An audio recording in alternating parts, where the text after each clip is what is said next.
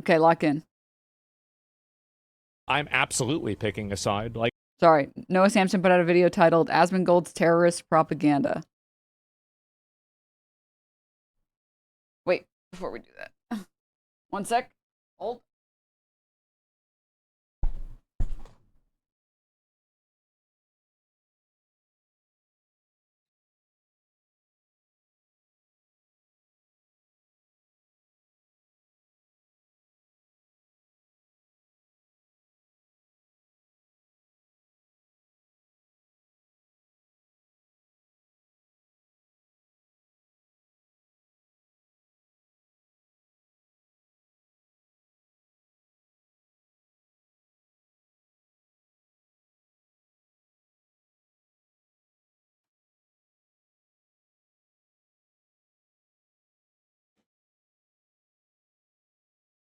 Okay.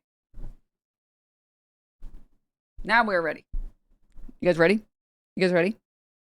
Hey, are you guys ready? It's not even Mold Monday. What the hell? Yeah, sorry. Rare, not Mold Monday, but we're doing mold anyways. if I have to pick, like, I would pick Israel over Iran every day of the week. Absolutely. Like, it's not even a question. Like, I know that people have, like, this Israel fatigue and they hate Israel, but yeah, I would pick Israel every day of the week. And anybody who doesn't want you to do that is probably listening to terrorist propaganda. That's the reason why. Absolutely. When he says pick, what exactly does it mean? Like, pick a country that to continue to exist? Does he mean pick a country to defend? What does he mean by pick exactly? Because I'm going to be honest, we aren't personally funding with our taxpayer dollars Iran's weaponry, Iran's the healthcare for Iranians, the infrastructure for Iran. Like, we are burning money doing that outside of or sorry, in Israel. This is Asmongold. Asmongold is one of the most viewed live streamers in the world. With a daily viewership of over 5 million viewers, this is roughly 10 times the viewership of CNN. And apparently, Asmongold is concerned with peace in the Middle East. How does he propose to achieve this peace? Well, with bombs. I think Israel should keep bombing Lebanon because Lebanon has terrorists in it. They have Hezbollah in it. And they, like, again, they're firing rockets into Israel. They are. They're firing rockets. I hope he kills every single fucking one of the Hezbollah members in Lebanon. Every single fucking one. And only then... I'm sure the United States would feel the same way. I'm sure Americans would feel exactly the same way if, like, Vietnam started bombing the United States to get rid of the terrorists in the United States. Right? Especially if they were randomly killing civilians. I'm sure that that would be totally acceptable. Will the people there have peace? On his June 14th livestream, Asmongold advocated for the continuation of Israel's bombing campaign in Lebanon. And in the same stream, he also advocated against a peace agreement to end the US and Israel's war on Iran. If you make peace with Iran, they no longer consider us a mortal enemy. Why is that not an acceptable outcome to you? Because they're not. They're just going to lie to you. They're ideologically captured. They're religious zealots, and they can't be allowed to, they can't be allowed to be trusted. They've already broken too many deals before. They've lied. That's so crazy when he's talking about Iran, when the party that has consistently violated treaties or military practice or negotiations or diplomatic behaviors or anything remotely peaceful has been the United States to Iran. But sure, it's Iran that I would love an example. I mean, I know that he doesn't speak off of any actual information, and he doesn't have any basis for what he's saying. But like, I would love to get these examples about Iran. Too many times. Asmongold's argument for the continued bombing of Iran and Lebanon is that in order to achieve peace, we must get rid of the terrorists. Hezbollah is a terrorist group, so he says, and Iran funds them, ergo, we have to bomb the terrorists. Can you tell your argument why you consider them terrorists? Because they fund people that attack and kill civilians on purpose and target civilians to kill them in order to achieve political goals. Groups like Hezbollah and the Houthis. Oh, you mean like the United States? and Hamas. It's that simple. There are a few issues with his analysis here, though. First among them is the premise. Asmongold repeats the IDF's line that they are targeting Hezbollah in Lebanon, but that's not what's actually happening. What the evidence shows is that targeting Hezbollah is just a pretext, one that Israel uses to blow up everything in sight and mass murder civilians. Israel is targeting men, women, children, journalists, healthcare workers, hospitals, ambulances. They are leveling entire cities. They're also routinely using white phosphorus indiscriminately and in civilian residential areas. In the first month of attacks on Lebanon alone, they used it to burn over 10,000 acres of forests and farmland. These are all war crimes. In just the past... Yeah, but you have to understand it's a war crime when the terrorists, the evil terrorists, you know, the ones of a particular complexion, when they use white phosphorus. But when we use white phosphorus, it's just based. Okay, do you guys get that? I don't understand what's hard to understand about that. Like, yeah, it's a weapon of war, and using it as a war crime because of the absolute devastation that it causes to people, because it infinitely burns effectively. There's a really good video online showing how like white phosphorus can just burn and burn and burn, and it like burns through people's lungs if they inhale it, and it'll burn straight through your bone. And it, obviously, besides like the environmental destruction and like the soil destruction, but you have to understand that when Israel uses it, it's just like based. But when the brown people use anything ever, it's the most evil thing that has ever existed. Oh, that's why it's called white phosphorus. Only white people are allowed to use it. Oh, see, now that makes a lot of sense. Because otherwise it would be called brown phosphorus. Yeah, I didn't think about it that way. I'm glad you enlightened me on that.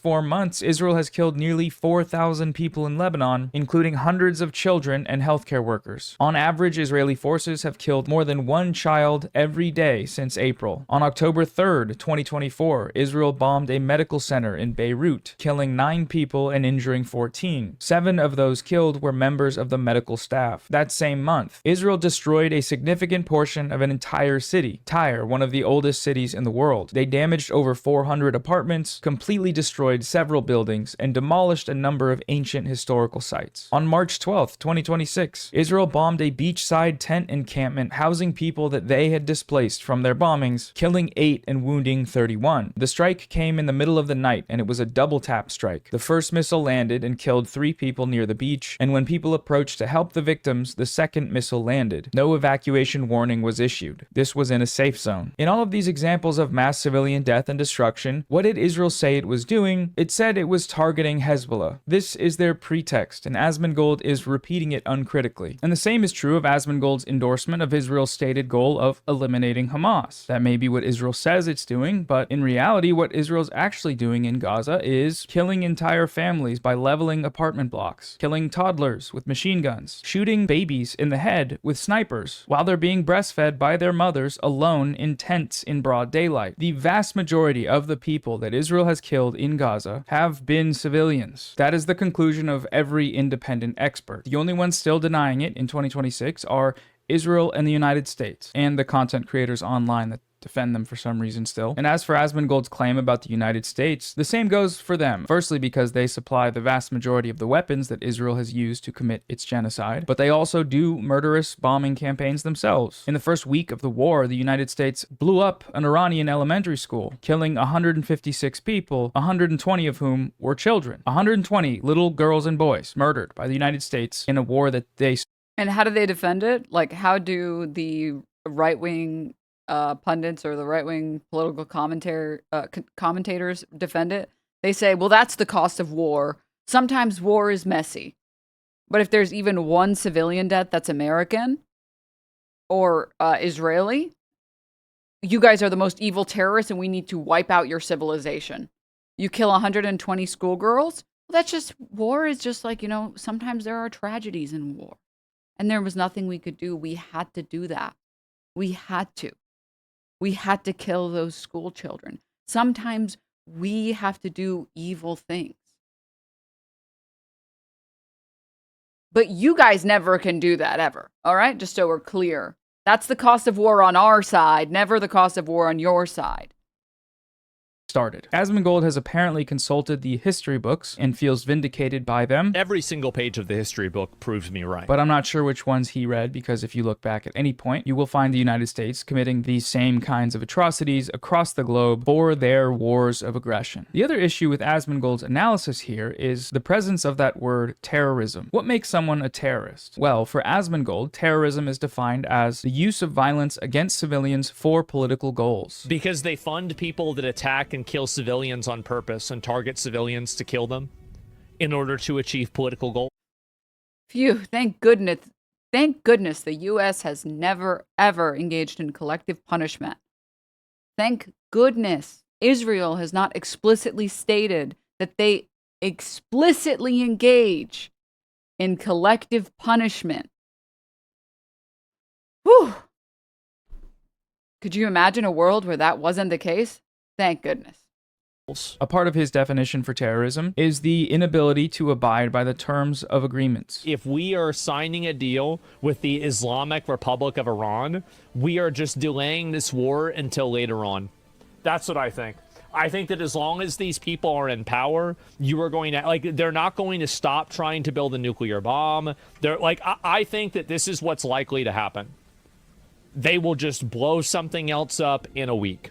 They will. It's going to keep happening. But, and I know this reveal is probably so surprising, Israel and the United States do both of those things all the time. They do it by killing civilians, as we just looked at, and funding and arming and supporting governments that mass murder civilians in campaigns of genocide. But they also do it by breaking ceasefires and peace agreements. The most recent example is, starting a war. They started the war. And lost, mind you. That's Wikipedia official now. They attacked Iran first, unprovoked. There wasn't a war, and then there was, because the United States and Israel attacked. And the whole reason there's even a need for ceasefire negotiations in the first place is because they attacked. Another important example here is the Iran nuclear deal. Despite observations from independent experts that Iran was abiding by the terms of the agreement, it was the United States who randomly decided to pull out and then proceed to administer brutal sanctions on Iran, crushing the country's economy in a move that was widely understood to be an unprovoked act of aggression that was condemned by governments across the globe. And of course, the same is true of Israel. They violated ceasefires in Gaza and Lebanon now tens of thousands of times, further displacing millions of people, destroying entire towns, and starving, kidnapping, torturing, and brutalizing the population. Asmongold cites— Okay, that's nice and all, Noah. I get it. Wow, look at you and your fucking facts. But did you consider Trump needed to go to war with Iran to open the strait? Well, to be clear, he got into the war and then they closed the strait, but then he was already in the war, so, he had to stay in the war to open the strait that was already open. Okay, so did you consider fucking putting that in there? I bet you didn't put that in your fucking video, you fucking hack. And also another thing, the Dow is over 50,000. Why are you laughing? Hezbollah rocket fire as a justification for Israel's bombing in Lebanon. They're firing rockets into Israel. But he neglects to mention any of these violations. In Lebanon, in the same time frame of the ceasefire, where Israel committed literally 10,000 violations, Hezbollah fired a total of 4 rockets. But for him, that's a valid reason to promote the IDF's destruction of a sovereign country. So now, okay, of course, there's a double standard, right? By Asmongold's definition of terrorism, which is killing civilians and breaking deals, both the United States and Israel are terrorists. Asmongold acknowledges this directly in response to a viewer in his chat that brings up Israel. Does Israel do that too? Israel's on our side. Iran's not. It's that simple. And we do that to them too. But it's very simple. It's our side versus the other side. I don't want them doing that. He acknowledges it further while discussing the United States. To the extent that there is even a hint of it. Even a slight, tiny, some like little resistance army in Africa, immediately bomb the shit out of them. Shut them down, keep it done.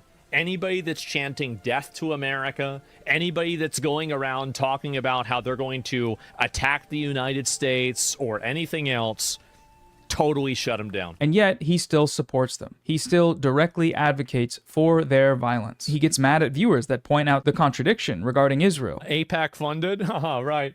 Yeah, and, again, like, it's Israel. Israel's so bad. These people are trying to blow you up too, bro. Like, that's it. Do you think Israel's interest is honest with America? These people are trying to blow you up too.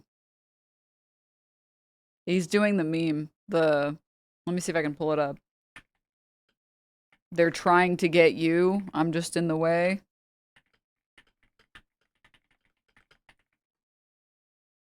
Image. Open image. Wait, I gotta full screen this. There we go. He's actually trying to do this in real time about like Israel and Iran. He's actually just replace Trump with Netanyahu here, and he's trying to say, in reality, they're not after me. They're after you. I'm just in the way. It's like, huh? No. Nope. No. Nope. Mm-hmm. Mm-hmm. I'm not interested in your misdirection towards Israel.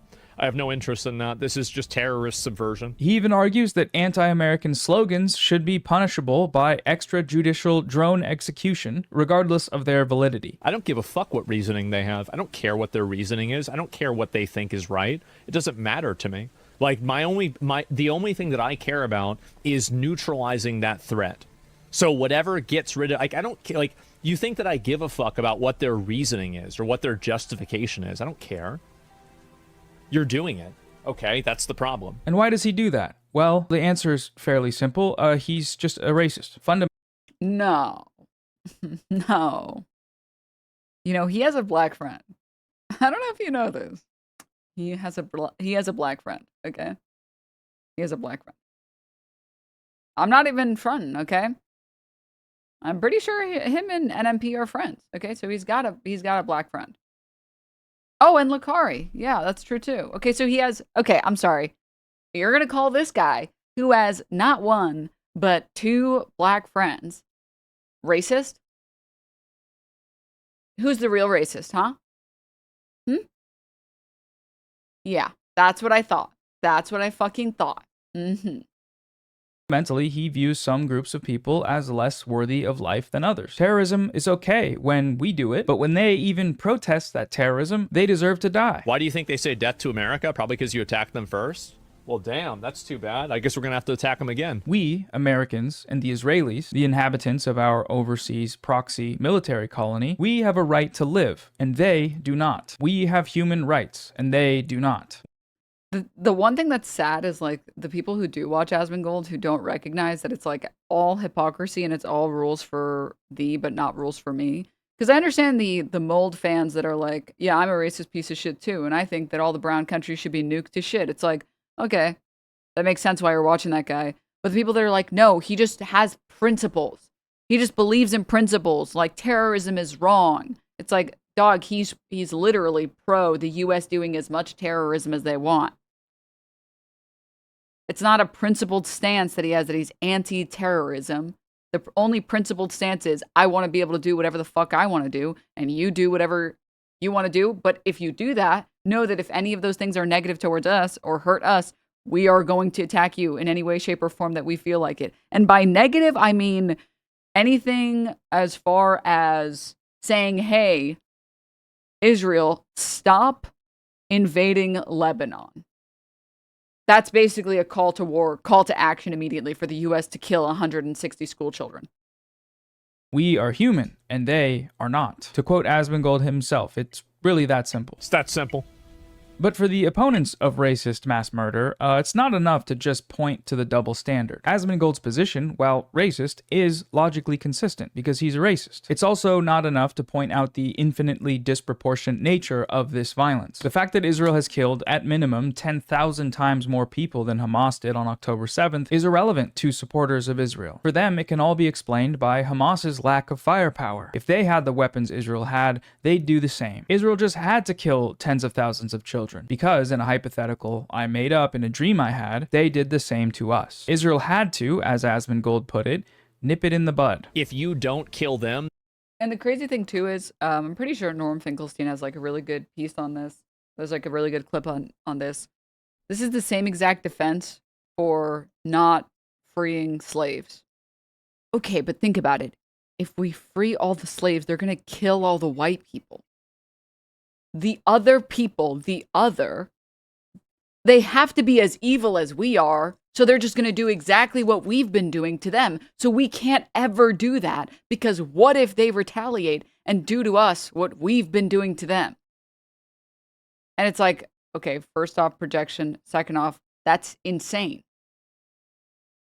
You can't justify genocide. You can't justify the world's largest open air prison by what, your fears because of your treatment of these people? Huh?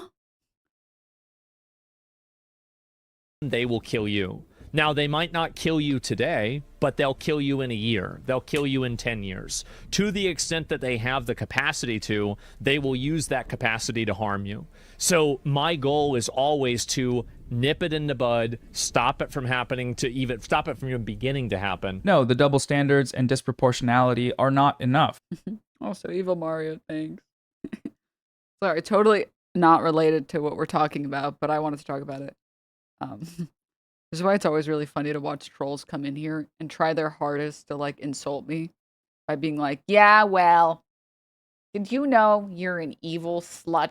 Did you know that? It's like, when people sub to this channel, they say, geez, more than 4 years of watching this pocket-sized broad yap.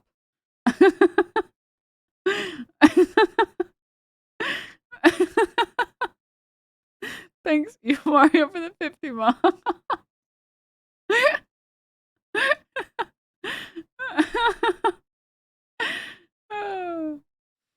Oh, Christ. Okay, sorry, back to the video. The only way to get to the bottom of this terrorism quandary is to find the Evil slut enjoyer clocking in. Oh, you found the right place. inception point. Where does this all begin? And looking at the historical record, the answer is pretty clear. Before Hezbollah existed, Israel invaded Lebanon, killed tens of thousands of people, the vast majority of whom were women and children, directly facilitated the slaughter and rape of thousands of civilians in the Sabra and Shatila massacre, a massacre the United Nations General Assembly declared an act of genocide. Hezbollah was formed in response to this genocidal invasion, as a group resisting it, fighting to get Israel out of their country. And that's exactly what they did. Before Hamas existed, Israel stole Palestine. Between 1947 and 1949, Zionist forces destroyed some. I'm just going to stop you right there, okay? That's nice and all, and I appreciate that you're, like, linking sources and showing that blowback exists. But all I heard was Sabran, which sounds a lot like Sabra, which sounds a lot like anti-Semitism. So, yeah, I think this is pretty clear, cut and dry evidence that Noah Samsen is the world's largest anti-Semite, and we need to condemn him immediately. Okay, did you consider that the act of reading is Hamas? Yeah. If you read a history book, that's actually also Hamas. You are Hamas if you read anything that doesn't come directly from the IDF. Okay, I just don't understand why you wouldn't trust what the IDF says. It's not like they've lied countless times. Some 530 villages and about 15,000 Palestinians were killed in a series of mass atrocities, including scores of massacres. 750,000 Palestinians, over 80% of the Arab population of what became Israel, were ethnically cleansed. Oh, yeah. Yeah. See, that makes a lot of sense, actually. Have you considered Noah is paid by Snark, who are controlled by Hassan Piker?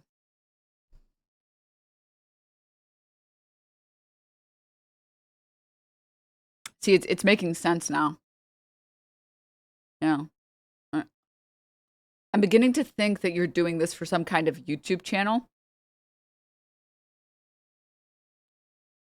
And that means this has to be somehow Hassan's fault.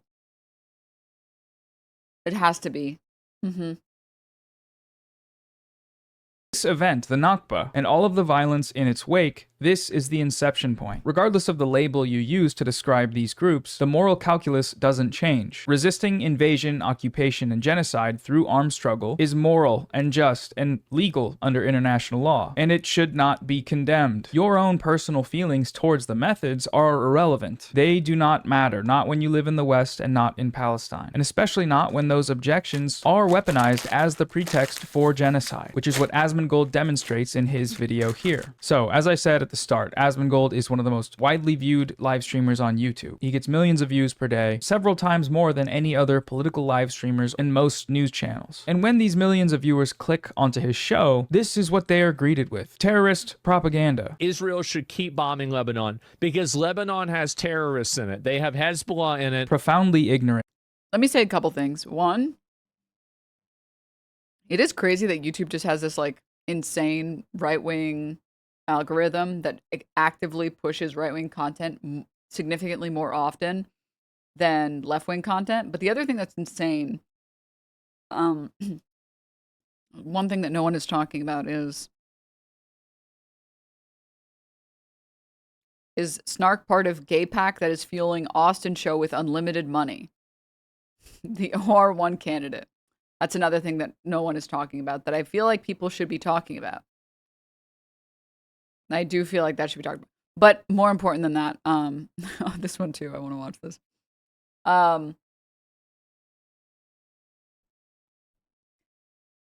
Personally, I feel like right-wing commentators, do you denounce Austin show? I do denounce him. The other thing with like right-wing content creators or like right-wing YouTubers or whatever, commentators, excuse me, is that they kind of like all eventually fall off because they rely so heavily on fear-mongering.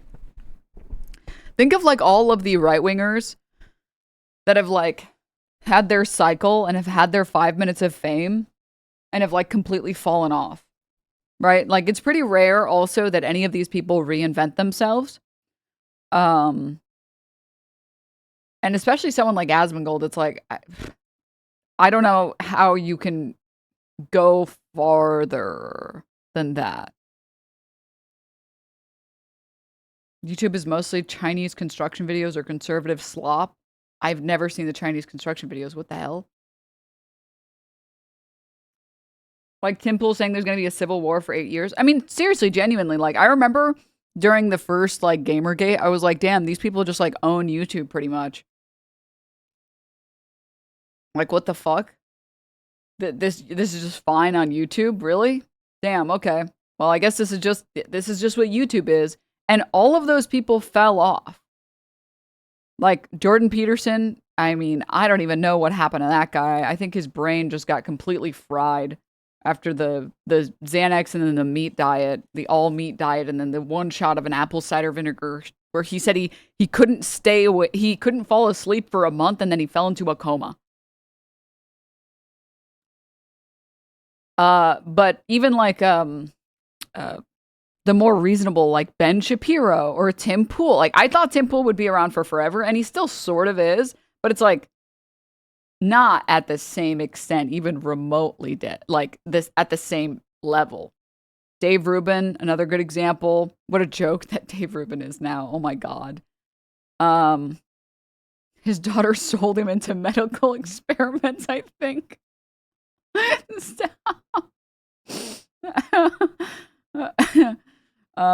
Speaking of the all meat diet, did you see the new Eddie Burbeck video? Wait, I have to watch that. Steven Crowder, nowhere to be seen. Well, I gotta say, after the wife abuse stuff, yeah, there was no coming back from that shit, man. That doesn't work for me either. That doesn't work for me either. Comically, the only people that have stuck around have been like the people that can either become more extreme and sort of reinvent themselves, or the people that actually don't simp for like Israel and don't simp for whatever is the modern, I don't know, political position of the people who hold power in Congress or in any of our elected positions. They just go like Candace Owens just went full conspiracy theory. She just went insane. 1 second, I want to switch my earbuds. She literally went insane and just goes on and on about how Charlie Kirk was murdered by TPUSA and how Erica Kirk murdered her husband and that how Charlie Kirk was actually going to Professor X's school for gifted children because he was secretly Aquaman and he had time control. And then Magneto actually killed Charlie Kirk. Like, the videos that Candace Owens puts out are fucking insane. Like, they're literally crazy. Oh, and then like she's literally getting sued for insisting that Macron's wife is a man. It's like, oh, okay. You know, she could just be a pedophile, right? You know that, right, man? You know, she could just be a female pedophile. That could be possible. I don't know, man. I'm just this is an idea. Just as an idea. But yeah, basically the point that I'm talking about is that you have to, like, as a right-wing commentator, you have to like reinvent yourself by either becoming more extreme, generally, or falling off of a cliff. Like, Tim Pool could not reinvent himself and become more extreme because he didn't want to be more extreme. Ben Shapiro could not reinvent himself. So he just kept doing the same playbook, and then he's like wondering why they've had to like fire, what, 50-80% of their staff? Like, all of these people, even Joe Rogan. Do you guys remember when I thought Joe Rogan would never fall off? I was like, this meathead's going to be here forever. And then he fucking fell off. Because it just became like, oh, you're just doing the same shit that you were doing like a decade ago, but it's kind of stale now. It's kind of stale as fuck now. Surely Ben Shapiro's new racist movie will bring the Daily Wire back for sure this time.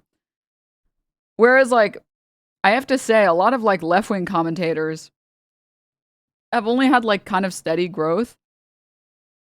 Where like Majority Report, I feel like over the years has gotten like more and more and more traction. Like Mehdi Hassan has gotten more and more traction. I feel like Kyle Klinsky has gotten more and more and more traction.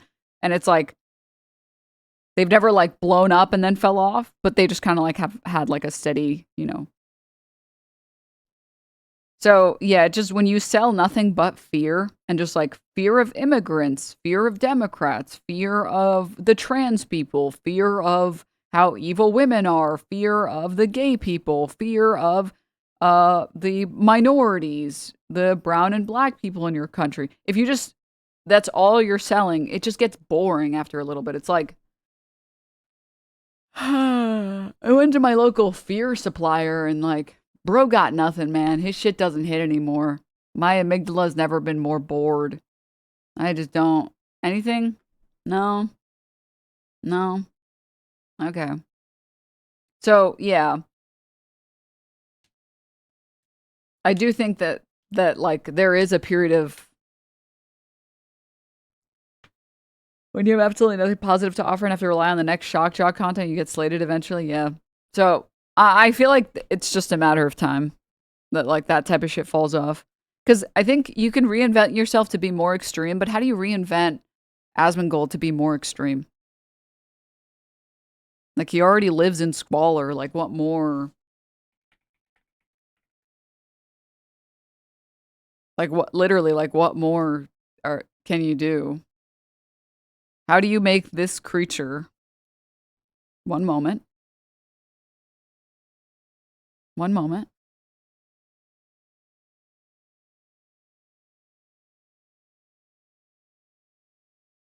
Wait, I think I passed it. No. Wait. I could have swore I saved it. What the heck? Here it is. Bro, how do you make this creature more extreme?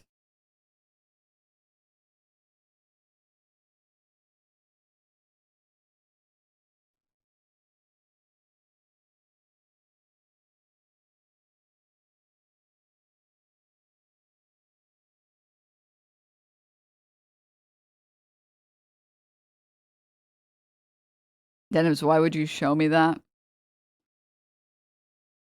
Sorry, it's just kind of funny when, like, the people that talk about other people being genetically inferior look like this. Treatment through DEI and affirmative action at the expense of white and Asian Americans. Socioeconomic By the way, it is crazy that he didn't get banned for this. conditions is a cope, and everyone knows it. Yes, correct. I mean, this is the Elon Musk style. No, they are genetically inferior, and socioeconomic conditions are a cope. They are. It's a fact. Of course, we're going to be watching this video as well from the Birdman. Treatment. For anyone who missed that, Hassan's reading a tweet of Asmongold where Asmongold says in the tweet, it's true, blacks, yes, blacks, not black people, blacks, experience systematic racism. They benefit from it. Blacks and other minority groups enjoy preferential treatment through DEI and affirmative action at the expense of white and Asian Americans.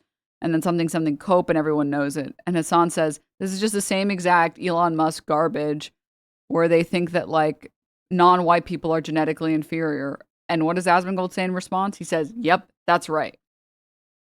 Uh-huh. And the socioeconomic conditions are a cope. They are. It's a fact. Sorry, this part. No, they are genetically inferior, and socioeconomic conditions are a cope. They are. It's a fact. They are.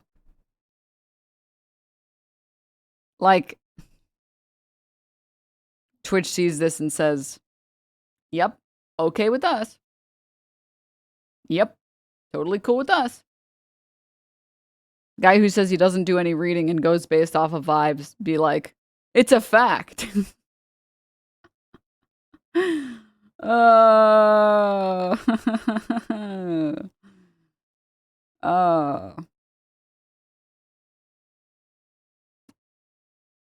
This clown lecturing us about genetics. Dude, you can't talk about other people being genetically inferior. I mean, in general. But you also can't talk about other people being genetically inferior when you look like this. It's just too easy of a slam dunk, man. Come on. Come on, man. Please.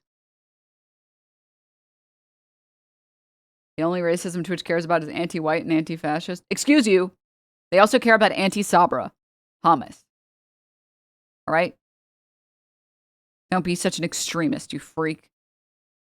Factually incorrect and morally demented propaganda for US-Israeli terrorism. I don't know how convincing any of his videos are, you know, arguing that terrorism is okay when we do it because we're the good guys. It's not as compelling to the average person as it might have been 20 years ago. Not when we have access to live footage of the reality of what that terrorism results in every day, and our governments can't keep it under wraps. This channel is just a place people can go to have their feelings of racist bloodlust validated. It's a safe space. But if there is anyone watching that wants to actually engage with the facts critically, I would encourage them to consult any of the resources on screen now. That goes for Asmongold too. Read any of these reports on your stream if you want to leave your echo chamber for a moment and contend with the fact that you are supporting terrorism when you say stuff like this. I personally don't think he'll do that, but you know, I figured I'd ask anyways, just in case. Stranger things have happened. But anyways, that's it for the video. Thank you for watching. Join my Patreon if you enjoyed it, and also if you don't want to have to hear me talk about people like Asmongold ever again. If I get enough patrons, I'll be able to do that. Okay, bye. Dude, he left us. Why would Noah do this to us? Why would Noah leave us like this? What the hell?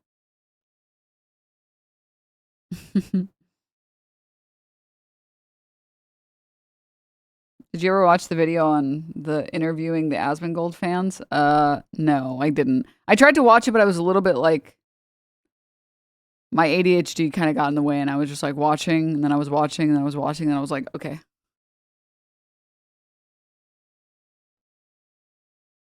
Every time I see an Asmongold clip, I keep asking myself, how is this supposed to make you look smart? I mean, I think like, it's just like vibes-based thing, where I think like he's at the point where he just says whatever the fuck he feels like saying, and then like if he's ever unsure, he just reads his chat and then tells his chat what they want to hear. What is this fucking unbelievable slop? Why GTA 6 will suck. It's not looking good. Just frame it for when it comes out and sells out and everyone's playing it for years. Can you imagine falling for this fucking slop? Can you imagine, man? Fat people. Women. Can you believe they put Hispanic people in Miami? What the hell? Everyone knows there are no Hispanic people in Miami. There's never been a Hispanic person in Miami. So I don't appreciate that the GTA 6 woman on the cover was a Hispanic woman. That pissed me off. Okay?